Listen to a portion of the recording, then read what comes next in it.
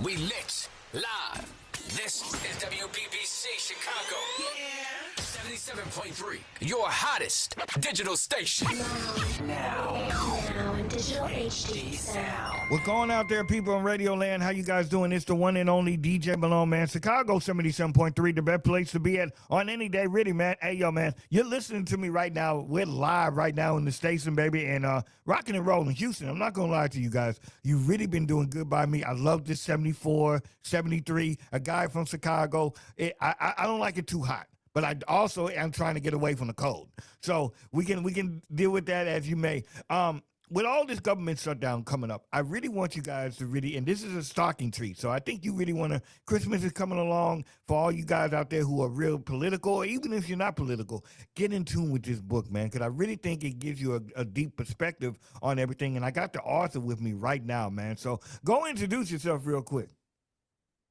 My name is Tony Aguilar. I'm the author of Is America Broken, or Has It Always Been This Way? And happy to be here with you on the show.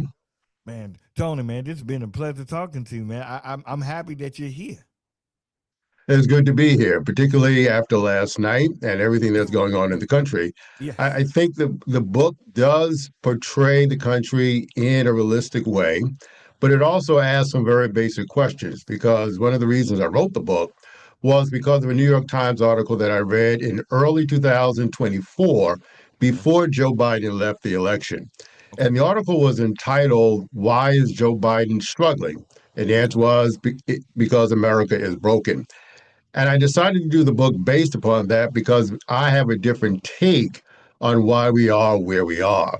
And a lot of the issues that we're going through now, you begin to understand that we've actually been going through these issues for decades, if not centuries. And so I wanted to explore those a little bit and see what actually is the issue that is bogging America down right now. I like this because I feel like in essence, and can I give you a hypothetical real quick? Absolutely. If let's say if you was to tell me to clean my room and I only put everything in one spot and I just put a cover over it, is it truly clean, or is it just negated somewhere else? It's just hidden. That's about it. And we do hide a lot of our stuff. America has hidden a lot of its past. It doesn't talk about it. It does aspire to be what John Winthrop called the city on a hill, but we have not always reached that. And I think that's the problem in America, that we try to hide what has gone on. It is not that we have not done great things, but there are things that we need to talk about that, quite frankly, have been an issue. And that's what the book tries to lay out. People, you really want to get in tune with this, man. This is going to be some deep stuff. So, Tony, before we get into the book, I want to dive into who you are and how did we even get here? Where you come from? I know that you come from the East Coast, but where you based at? Well, I was originally born in the South Bronx, and in New York, and my career has been in the not-for-profit sector for about 30 years. I was a community organizer for about 10 with the Industrial Areas Foundation, which was founded by Saul Alinsky, who started out in Chicago. And I did a lot of work with affordable housing, environmental cleanup, as well as living wage legislation. So my background is really in that, and I've taken that to other areas. And I've always had an interest in politics, and not necessarily from a particular ideology, but really looking to dig down deep into issues to see what is the purpose of it, how did it start, and how people have sought to address the issues that we now face. So my issue has always been this: America is a great country, and there's no problem with that. And I have absolutely no issue in terms of saying that. But I do think we need to look at issues in a broader way. Exactly. And now, last night, and I'm quite sure we'll talk about the election from last night and how that went. And, I think people need to look at that, but don't get too deep into what happened last night. That's simply something that always happens in America, as well as other parts of the world. That's That's right. I can respect that. Writing wise, like was writing always a passion for you, or was it just something that you kind of stumbled upon, or was writing just a thing for you? Not really. I think if I go back maybe 20 years, I was not really thinking about writing. Okay. I always like to read. I like to read history. I like to read political history. But writing, I was not really into writing. I really just started writing in 2011. Mm, So now I'm on my fourth book and now writing my fifth book, which will be out by the end of next year. So writing wasn't necessarily my thing. And what led me to writing the book in 2011 was we also had another government shutdown. We had the Tea Party at right. that time. And I just felt called to write about that. And so here we are now. But writing is not necessarily my thing. At the age of 69, writing has never really been my forte until 2011. That's real. When and I guess and when you think about it, 2011 at that point, the hype of Barack is skyrocketed at that point. Mhm. But then we still have all these like issues that systemically it has not changed at all. And I just feel like over the years, it hasn't even gotten better. I feel like it's just gotten worse because the problem has not been addressed. Well, some things have gotten better. I was born during the time when there was no Voting Rights Act Yep. or there was no Civil Rights Act. So that didn't come along until 1964, 1965. So I think things have improved to a degree. Housing discrimination was rampant in those days prior to Lyndon Johnson signing into law anti-discrimination in housing. And it doesn't mean that it doesn't still occur. Yeah. So I want to be clear about that. The president was accused of housing discrimination by the Nixon administration. Okay. So it still occurred. But things have improved. I think what has not improved are things like the wealth gap, Yeah. income gap, and things of that nature. But I do think if we look at the country since the 60s, that we've only had true democracy for less than 100 years. So it's been since 1964, 1965 that we had true, I would say, the voting franchise has Mm-hmm. only been in effect across the board for slightly less than 100 years. So and Yeah. I think that is certainly true. Yeah, yeah, and it shows because after a while you start seeing, well, this is not just uh, a togetherness thing or a community thing or a business thing. This is basically, oh, I can have a group of people and we can have this. I don't want to say malicious because I feel like that's kind of going out there, but we can have a mission to say, okay, well, this is how we're going to move, and then we can Exactly. implement other people's mindsets on how we move. Exactly. I think when Barack Obama came into to power, people thought that was going to be kind of a sea change. In some ways, it did, but in other ways, it created a backlash that we're still living through today. Kamala Harris, I think, incurred some of that backlash in her campaign, but I think it did make it possible for people to say that certain things are feasible and are possible. But we must look at politics today, not simply in the guise of how polarized we are, but the fact that that polarization has always been there. It just was given rise in the last 10 years through this particular administration. Okay. And I think that's what's important. Now, the elections from last night, kind of suggests that maybe the pendulum is swinging. We will see Yeah. with Madani in New York and in Virginia and in New Jersey. We'll see whether or not the pendulum has actually swung.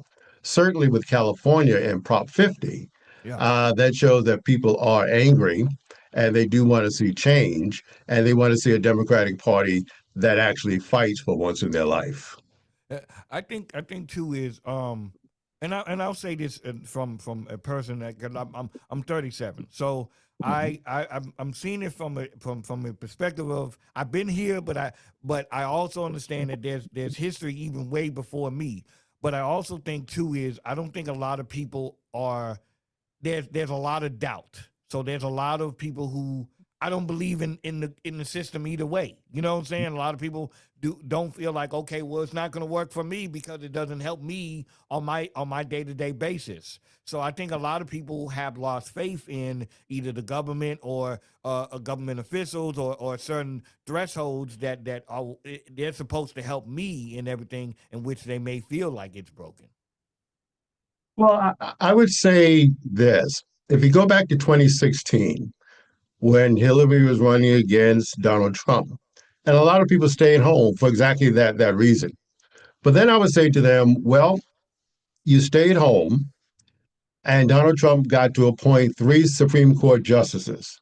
Bro, As a result, you lost your right to choose. bro. Now you also in a situation where you're about to lose the Voting Rights Act because Justice Roberts is overseeing Louisiana versus Calais, in which case the Section 2 of the Voting Rights Act will probably be obliterated. Mm, You're also looking at a situation in which the Supreme Court gave Trump really unlimited power because of the unitary executive theory. bro. And so I would say to folks that I understand that sometimes things move slow, but the reality is change is not always positive. Yeah, bro. Change sometimes is negative. Yeah, it's real. And It's as real. Cornel West would say, social change does not necessarily mean good change. Yeah, And so we have to understand that sometimes we have to fight to maintain what we already have. that's real. And That's real. so if we're going to look at it from that perspective, 10 million people stayed home at the last election. That's real. Well, what happened as a result? Now you have the National Guard in cities where they are not wanted. You have the military in cities where they are not wanted. On Canal Street the other day in New York, That's you real. had a tank going through the streets. So there are consequences to not voting and to not participating. And as Plato said, if you're not involved in the civic culture, and I'm kind of paraphrasing, uh, you allow yourself to be ruled by people who are not as smart as you. That's real. That's real. That's a mouthful right there. That's definitely a mouthful, man. With the title is Mm-hmm. strong, stands out. Why that title? Well, I think because, as I said before, because there has been a lot of discussion about whether or not America is indeed broken. And I think that's a wrong way of looking at it because what it does is it absolves the ultimate uh, hiring agent of America's politicians because we are like the Human Resources Department. Yeah. We decide who's going to go to Washington. We decide who's going to be in a city hall, who's going to be DA, who's going to be U.S. Senator, and the like. So we are kind of the folks who make those decisions. And so if it's broken, and I'm not saying it's not, but we are ultimately responsible for who's there. Mm, So the more people stay home, the less people who are actually making that decision about who's going to rule over the country, so to speak. yeah. And so the 10 million people, I often tell people, I said, look, you had a large Hispanic turnout for the president in 2024. And you have to wonder, well, how are they thinking about it now? Yeah. Because the last Supreme Court, in which Donald Trump appointed three judges, they decided that profiling is okay. Yeah. Yeah. So when it comes to deportation, Justice Kavanaugh says it's okay to take their skin color, their language, their accent, and everything into account when going after them. Now, a lot of people say that goes against the Fourth Amendment, but that decision has a lot of implications going forward That's real. in terms That's of real. crime, in terms of whatever, however you want, whatever issue you want to bring on the table.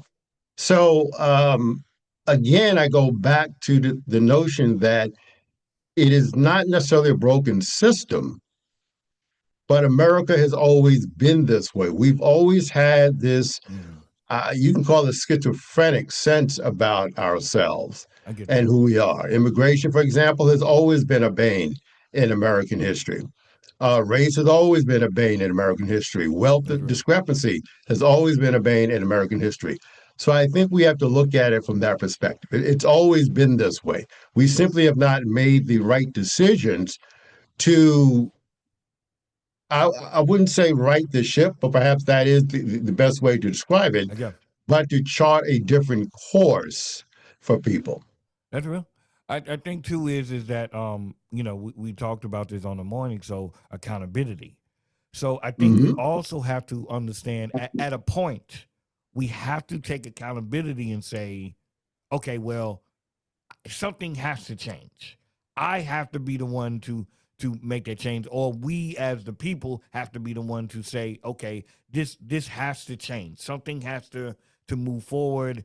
Otherwise, we're just going to be complacent. So Exactly. I do get like the mindset because even with the government shutdown and the big thing is about EBT and SNAP and everything. I've always been looked at it like the government is kind of like a pimp. So in this sense, if the government is a pimp and he's telling you, oh well, I'm gonna give this to you, I'm gonna give that to you, I'm gonna take care of you, but you need to do exactly what I need to do. But at any given time, that this person can grab and take and say, well, I can take this away. It's almost the same sense. So I think we also have Hmm. to understand we've been in poverty and for a long time, but also we also have to understand we have to elevate as well.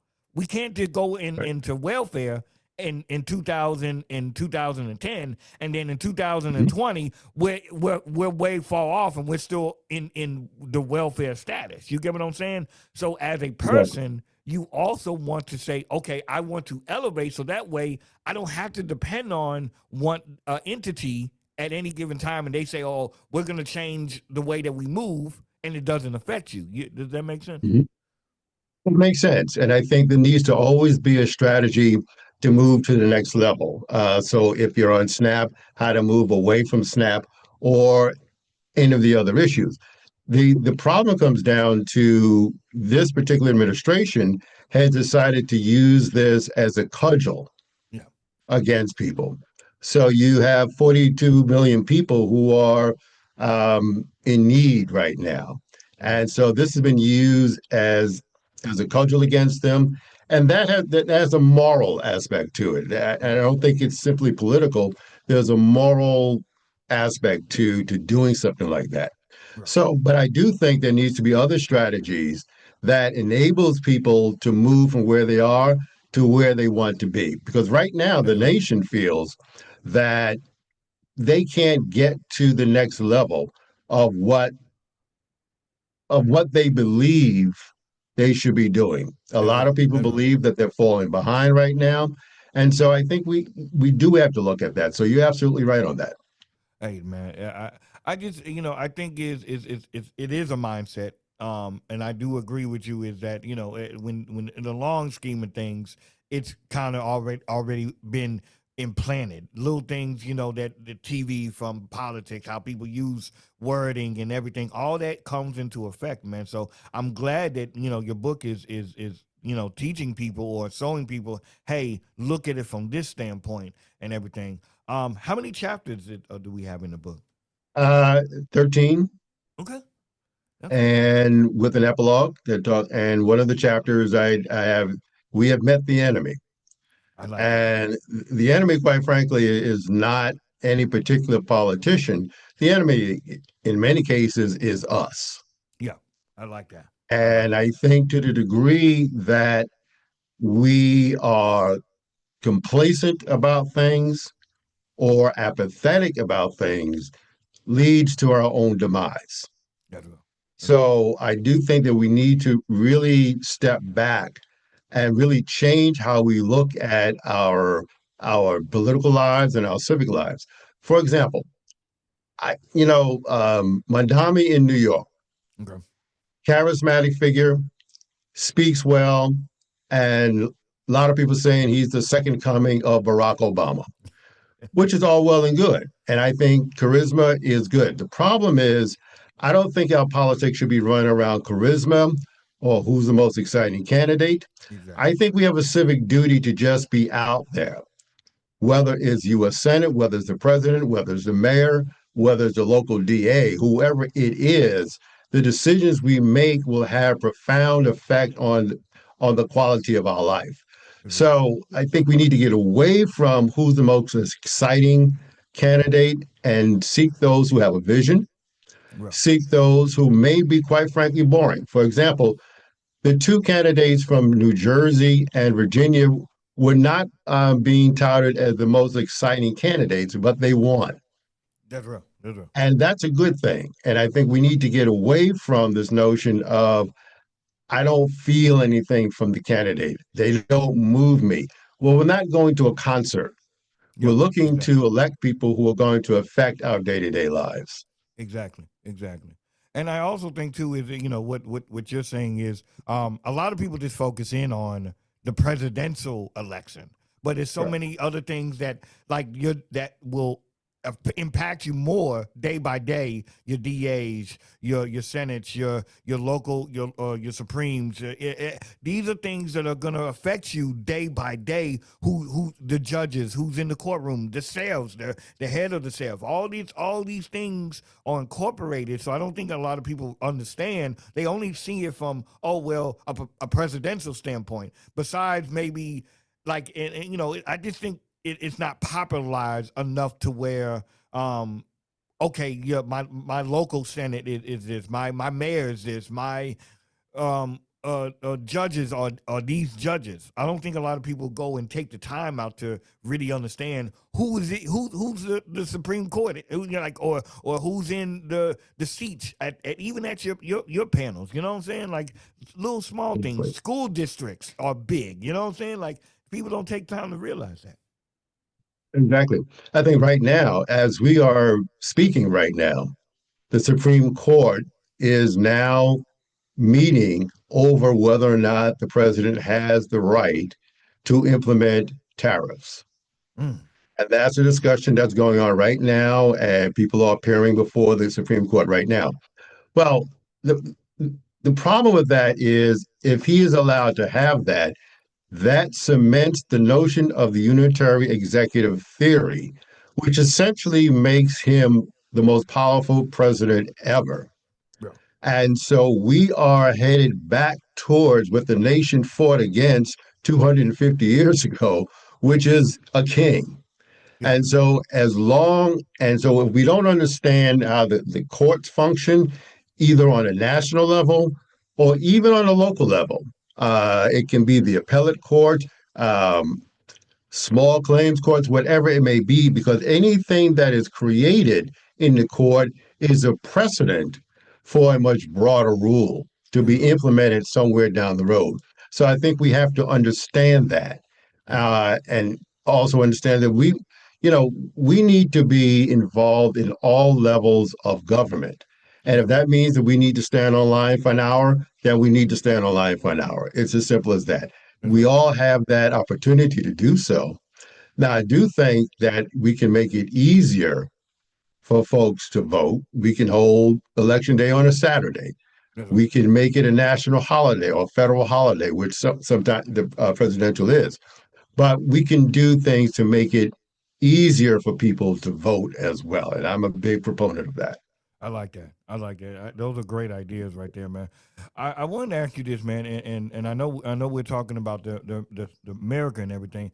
Let me ask you this: do you feel like democracy versus a dictatorship? Because I think Mhm. sometimes people will say, "Well, I think if we were in the dictatorship form, things will get more done faster and it will be more better." But I think if you go in the dictatorship route, I'm scared that somebody with that much power cannot stay neutral. You get what I'm saying? Like, I don't know, because there's so many different opinions. But what's your thoughts on that?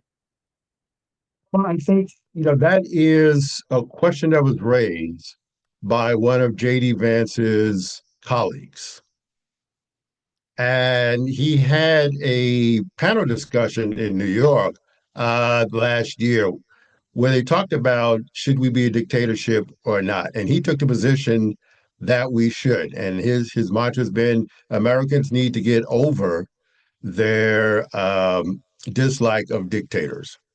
Mm. The problem with that is it goes back to people like Mussolini and people like that. Well, at least the trains ran on time. The problem is that do you want to live in a nation? Yes, the trains may run on time, but that I can't speak against the government. Mm. I can't speak my mind. I can't write what I want to write. I can't watch what I want to watch. And so that's the question. And when you have a dictatorship, obviously that's what's going to happen. So Okay. people, and right now in the United States, as I read in the book, 30% of the American public do believe that the nation should be run by either a strong man or the military. Mm. And there is another percentage who believe that that we may have to resort to violence to right the nation. And these kind of percentages of people should be taken seriously because I think, to go back to your question, there is a sense among some people that yes, dictatorship might be good for the Yeah. nation. Yeah. Now, it might be good for the oligarchs, but let's be realistic. Even the oligarchs found out in Russia that if they crossed Putin, they found themselves falling out of a window. Yeah. So I'm not Yeah. sure we want to be a dictatorship. I kind of like being a representative democracy, Yeah. And I even think though things move slow and sometimes they move in a way that I don't like, but still the Constitution gives us the pathway to right those things which I consider to be wrong. exactly. Exactly. It's always going to be, it may not happen right now, but at Right. least we have the way we can make our and carve our way. At one point, it can be this way. And I Mhm. feel like if we're not able to even have a voice at the even seat at the table, how can we even make the change if we're not even in the room? Exactly. And I want to go back to something you said before about moving away, let's say, from the welfare state into the next level. One of the things that I think people have to understand is their own self-interest. Mm. And I use the issue of Barack Obama when he introduced a housing plan after the Great Recession. And what happened in that plan that they want to give mortgage relief to a lot of people. Yeah. Rick Santelli from CNBC railed against that so hard that over half of the country began to reject that proposal, which would have helped them. That's real. And you began seeing things, people with bumper stickers that says, honk if I'm paying your mortgage. And I think people do not really understand their self-interest. Remember, Joe Biden was going to forgive student debt. Mm-hmm. Less than half of the country supported that, Yeah. even though some of those people with the debt were their children, quite frankly. So I think America is also too caught up in this rugged individualism, which there is no such thing, quite frankly, because everyone needs someone to help them get where they want to get to. Exactly. Exactly. And I think we need to better understand our self-interest. Theologian Dean Trelier used to say the middle class looks up for inspiration and looks down for blame. Mm. And he was talking about how, as much as we may rail against the Elon Musks and the Jeff Bezos, the middle class looks towards them to be inspired. And they want to blame poor people for all the ills of their life. And I think that's something we have to get away from as well. Yeah, and I agree with you. I think at the end of the day, man, like when you look in the mirror, I tell people this. And I even I tell family members this. When you look in the mirror, when you say to yourself, did I truly do everything that I could have done to get out of my situation? 9 times out of 10 is no, because Right. a lot of people are not, and some people are. Don't get me wrong, but then there's a lot of people who will sit there and just soak in your environment. You'll soak in the whatever is going on in your life. Oh, I'm on welfare. I'm on this. I can't go nowhere, and you become a product of that. And so then now whenever reality sits in and it's like, oh well damn, at any given time this could be taken away even from them, it sits because now you don't have no ambition, you don't have no stocks, you don't have no skills, and it's like you've been sitting here for like maybe 8 to 10 years and nothing has transpired. So Right. it's sad, man. But you know, I believe people can do it. It's just you got to see it from a different standpoint. Oh, absolutely. And I think this is why, I think some of the stuff you're doing, because you've given people opportunities on your radio show to talk about certain things and to create certain things. And this is why we always have an opportunity or responsibility, quite frankly, to give back and to help people move into the next level.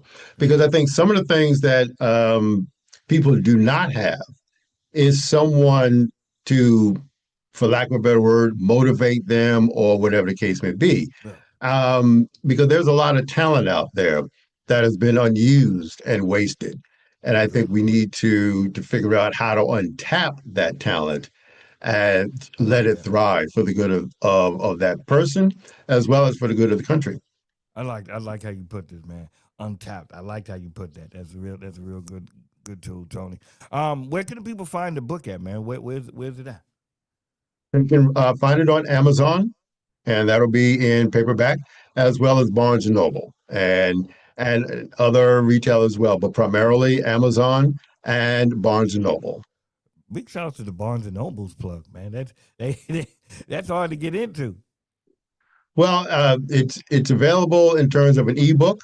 We're still working on the hard copy, but it is available as an ebook right now. So you can download it on your iPad or Kindle, whatever that you may have. So it is available through them.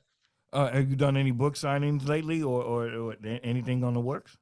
I've done a couple, and which is always fun to do. I'm kind of shy, so being in that kind of setting is necessary. But I have done a few. That's what's up, man. Anything for the holidays, man? What you got planned? Well, I'm like you. I hate the cold weather, so I'll probably just stay indoors and with family and just eat and watch the football game. Hey, who you got, man? Who you got? Who's your team? Well, see, as bad as the Giants are, I like the Giants. Okay. But I also like KC. Okay. And, also like Pittsburgh.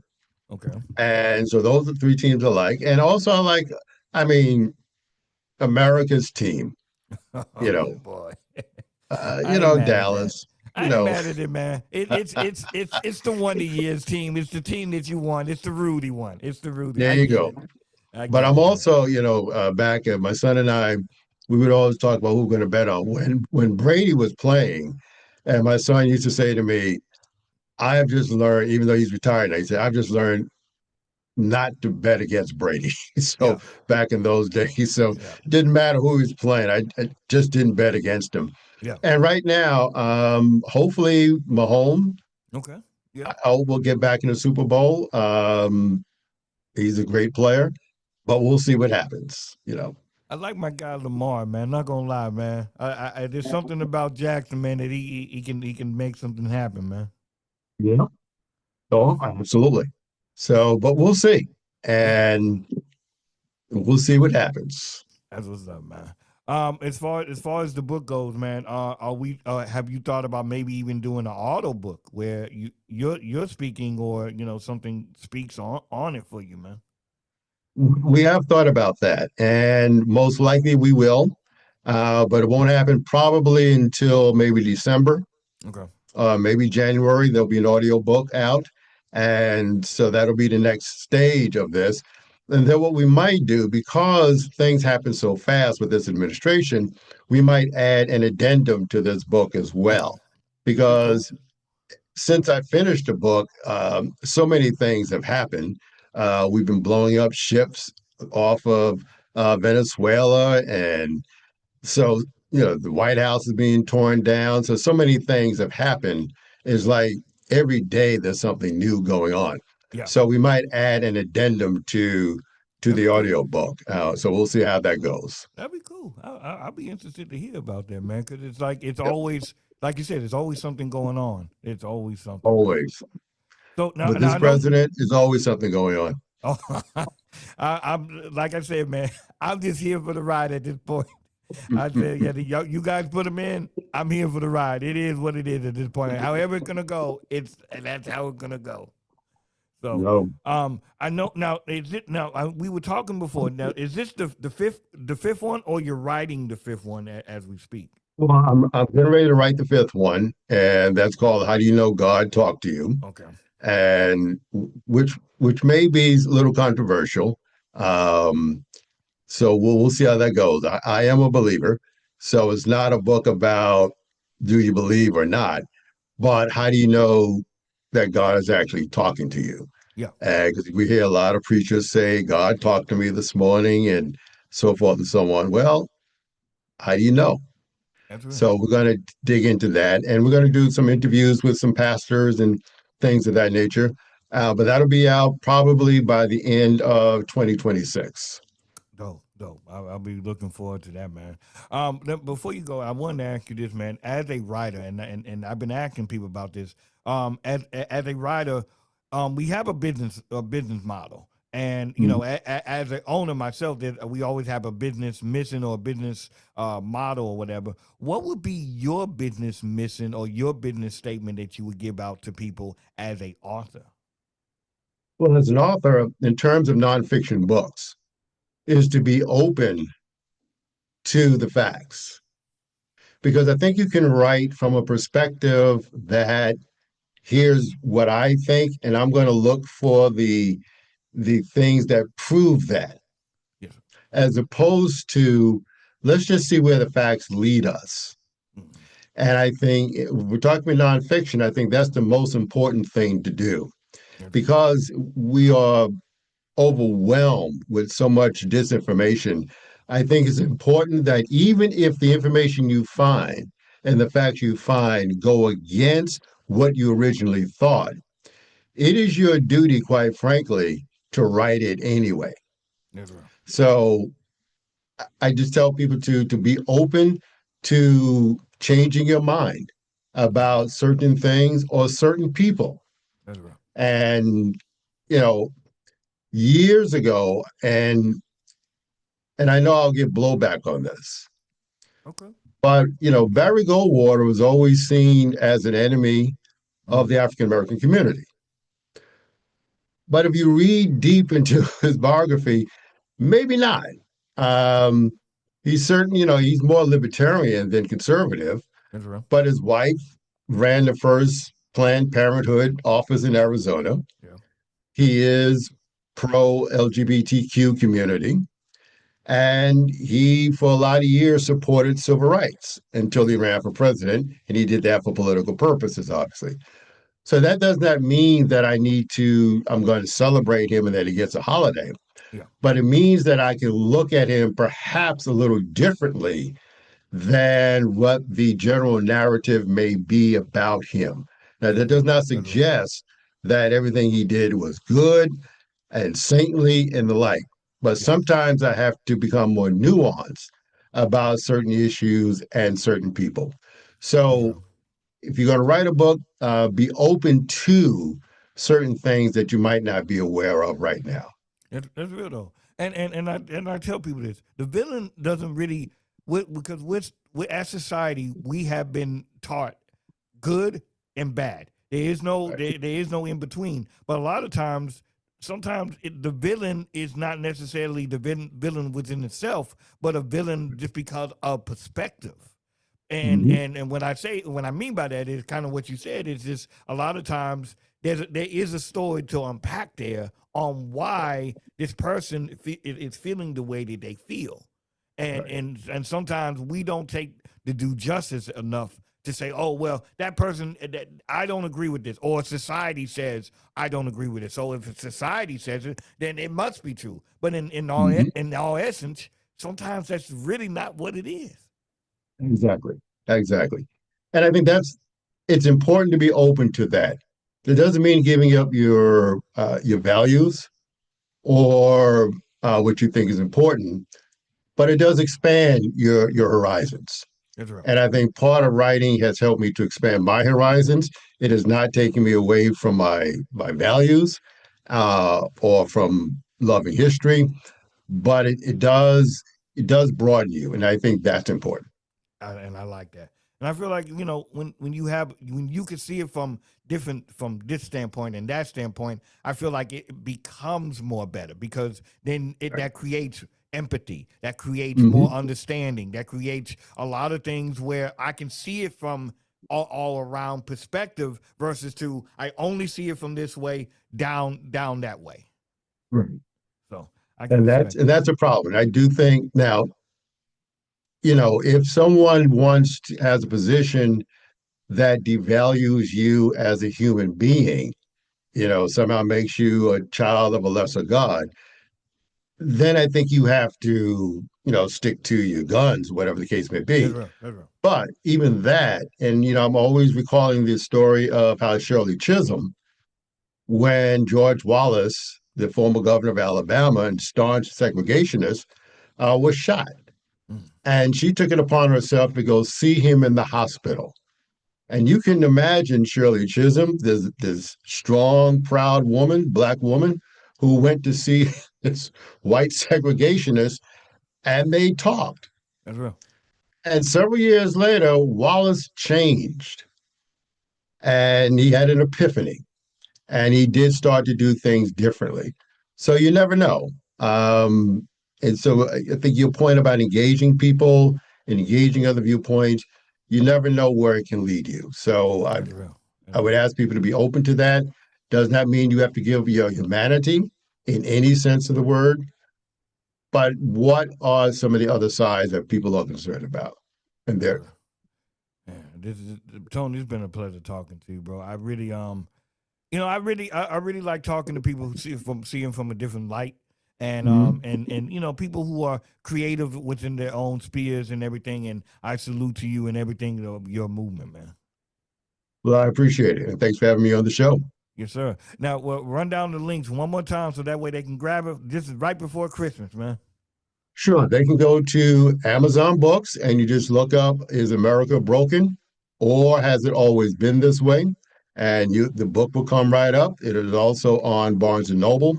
You can also reach me on my website, which is cmcgmedia.com. And you can see me on that. You can also reach us on Twitter, and I don't have that handle right now. But we also have coming up, we'll be restarting our podcast, which is Okay. called the Aguilar Conversations, a Global Perspective, I like and that. which is about interviews on international issues, as well as the Aguilar Commentary, which deals with opinions on issues that are national in perspective. I like So that. hopefully people enjoy that as well. Hey, man, I'm gonna be looking forward to that, man. The insight. I like this, man. I appreciate that. Man, Tony, it's been a pleasure talking to you and everything. Is there anything else you want to say to your lovers, your people out there?